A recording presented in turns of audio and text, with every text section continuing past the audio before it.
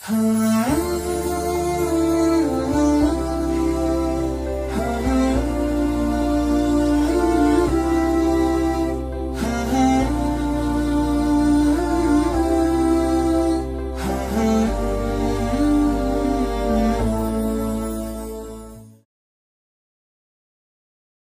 мусулмандын бул дүйнөдөгү жашоосунун баардыгы эгерде ислам динине туура келип, Алла Тааланын айткандай, пайгамбардын айткандай кылып жашаган болсо, ал иштердин баары ибадат болуп эсептелет деп, момун үчүн бул жашоону ырахат кылып берген Аллах Таалага чексиз мактоо, даңктоолор болсун.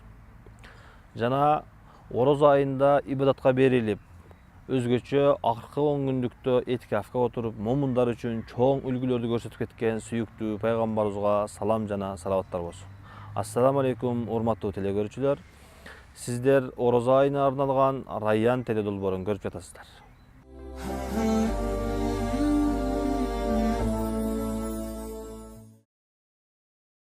Урматтуу телекөрүүчүлөр, сиздер менен биргеликте бүгүнкү маегибизде орозо жана этикаф деген теманын айланасында маек кылмакчыбыз. Ал эми бүгүнкү маектин сыйлуу коногу Кыргызстан мусулмандар дин башкармалыгынын фатва бөлүмүнүн адиси устаз Бактияр Токтогазы уулу.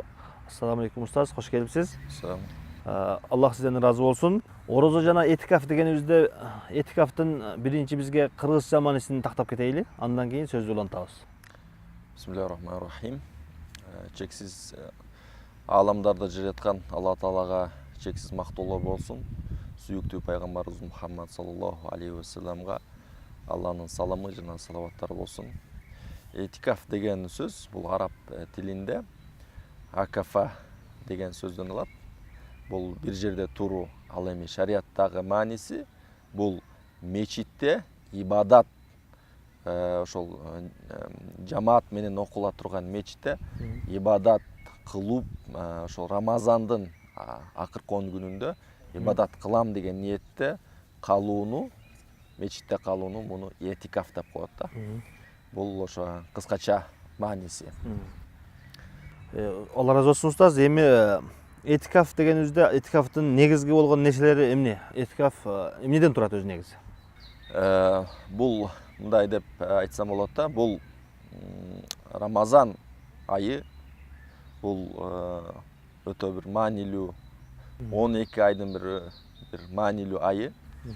Алла Таала баягы кээ бир убактарда ибадатты бир жерде болушун, же бир убакта болушун Алла Таала көргөзүп бизге милдет кылып койгон. Рамазан айы дагы жыл бою бул айланат. Кышта да келиши мүмкүн, жайда да, жазда дагы, күздө дагы. Мына Кудай Таала насип кылып бул жайдын башы, жаздын акыркы 15 күнүндө дагы мындай туш келип атат. Быйыл ошол этикафтын негизги мааниси бул бул жамаат менен окула турган мечитте болуш керек адам.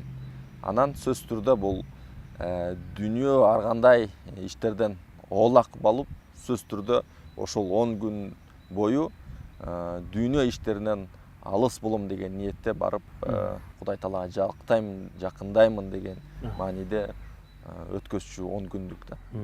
Эми бул жерде кимдер этикафка отурса болот жана болбойт деген маселе бар да устаз. Ошого эми бул жерде эң башында айткандай жалпы бул эркектерге байланыштуу. Себеби эркектер ошол жамаат менен окула турган мечиттерге барып, мүмкүнчүлүгү болсо барып отурушат. Бул биздин Ханафи мазхабта сунна муаккада, анан кифая болуп эсептелет экен. Эгер бир айылда таптакыр эч ким этикафка отурбай калган болсо, анда айылдын тургундары күнөөкөр болот. Сөзсүз түрдө жоктон эле 1-2 адам этикафка отурur керек деген да. Ошол айылда.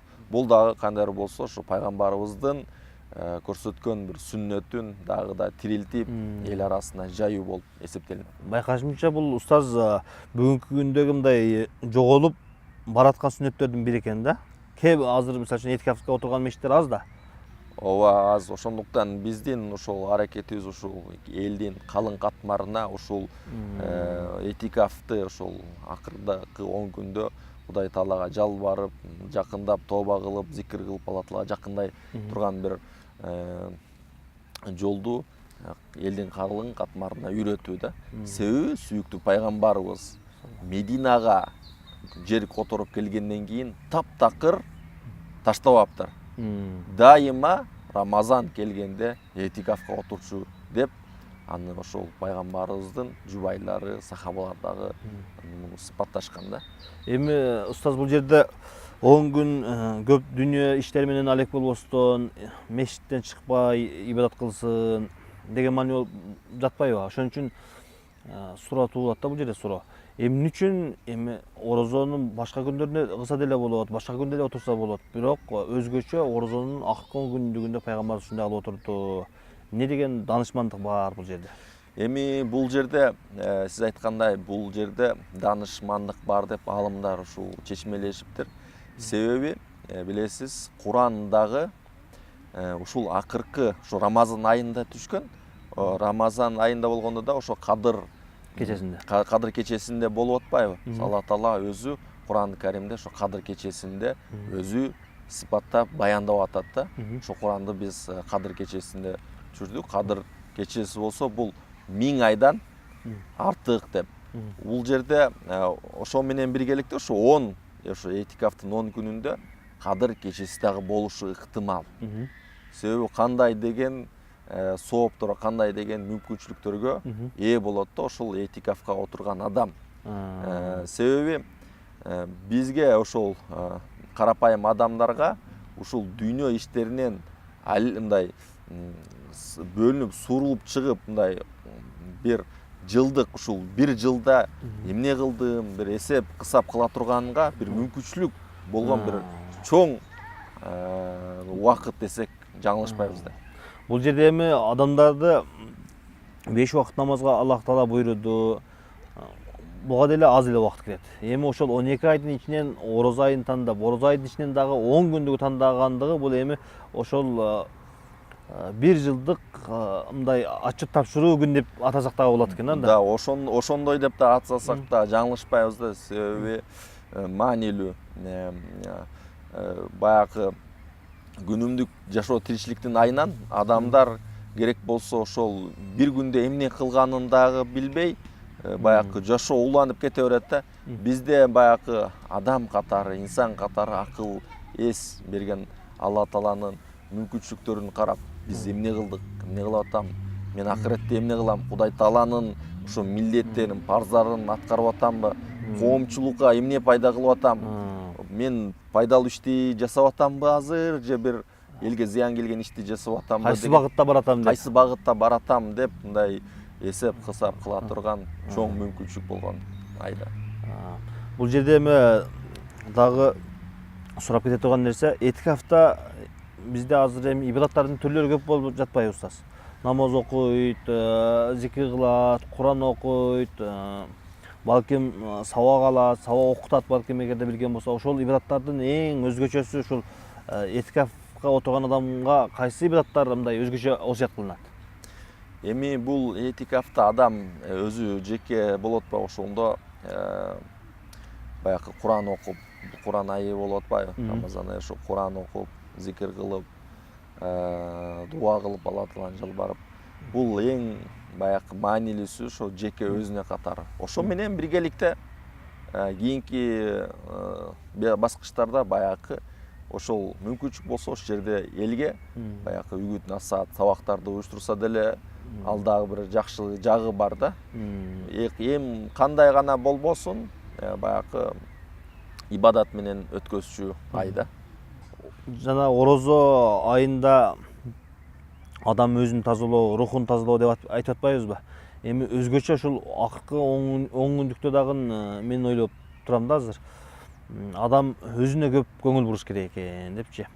Рухту тазалоо болгондуктан Куранды көп окуса же жана сиз айткандай акыркы 10 күндүктө Курандын түшкөндүгү дагы балким ошол нерсеге мындай ишарат кылып турат деп ойлойм да. Туура, албетте сиздин айтканыңызда дагы ошол маани бар. Себеби ошо бекеринен пайгамбарыбыз 10 күндө, акыркы 10 күндө баягы этикафка отурбаса керек. Курандын түшүүсү дагы ошол бекеринен болбосо керек. Бул жакта дагы чоң бир маанилер бар. Ошондуктан биз билбешибиз мүмкүн анын даанышмандыгын, бирок ошо аалымдар бизге жеткизгендей бир өтө чоң маанилүү жана пайдалуу да. Эми бүгүнкү күндөгү биздин азыркы убакта жаштарыбыздын кээ бир убактарда мындай аксакалдардын деле убактын көбүрөөк алып койгон интернет проблемасы, телефондор бизди көп алаксытып коюп жатпайбы? Ошон үчүн эмне деп айтат элеңиз? Албетте, бул баягы ушул баягы адамга Кудай Таала мындай эрк берген да. Ошол эркти башкаруу керек. Ал эми ошол этикафка бара турган адам сөзсүз түрдө ушул чөнтөк телефонун үйдө калтырып койгону абзел. Себеби ал адамдын кайсы мечитке барып этикафка отура турганы маалым. Эгер кандайдыр бир жүйөлүү бир иштер чыккан болсо, ал адамды тапчу жерин билишет туугандары. Барып жолугушса болот. Ошондой эле этикафта аялдар туурасында да сөз болот. Себеби аялдарга деле этикаф буйрулган. Бирок эми аялдар этикафты кандай отургузат деген маселеде аял кишилер этикафты үйүндө отургузат. Себеби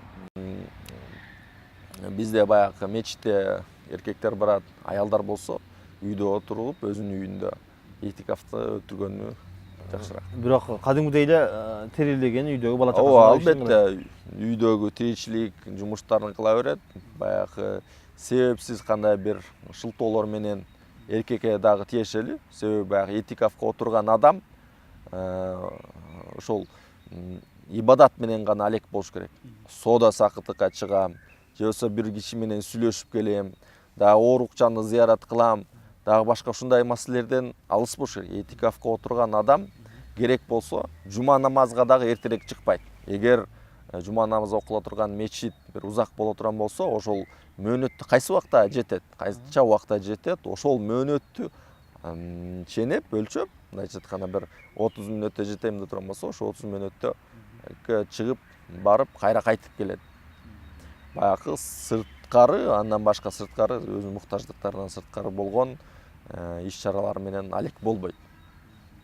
Эми жана айтып өткөндөй, телефондорду үйгө таштап коюу же жанагындай кээ бир убакта кыйынчылык деле туудурушу мүмкүн да, бирок ошол телефон деле жакшы жакка иштесе кандай болот деп ойлойсуз? Эми баягы мындай таптакыр аны иштетпей тыюу салынат дегенден алысмын. Иштеши мүмкүн. Бирок баягы этикафка отурдум дегенден кийин көңүлдүн баардыгын ошол ибадатка, ошол Алла Таалага жакындоого, зикирге, Куранга көңүл бурган жакшыраак да. Балким маанилүү мындай зарыл болуп кала турган болсо, балким бир күндө 1-2 жолу бир убактысын бөлөөр да. Устаз, Алла разы болсун сизге. Илимиңизге береке берип, баардыгыбызды Аллах субханаху ва таала орозону жакшы тутуп, этикафка отуруп, ошондой пайгамбарыбыздын сүннөттөрүн аткарып, Алла Тааланын берген чоң мүмкүнчүлүктөрүнү аткарганга Аллах субханаху ва таала насип кылган болсун. Урматтуу телекөрүүчүлөр, бүгүнкү маегибиз соңуна чыкты. Кийинки берүүдөн жолукканча саламатта болуңуздар. Ассаламу алейкум ва рахматуллахи ва баракатух.